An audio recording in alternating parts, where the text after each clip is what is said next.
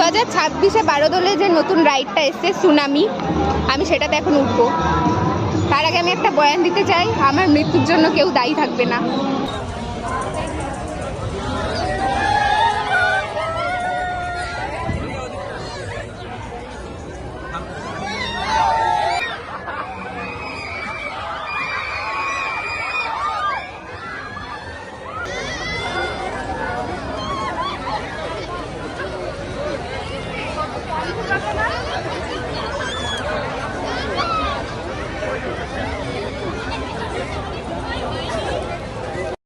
পর্যন্ত আমি বেঁচে আছি, মরিনি।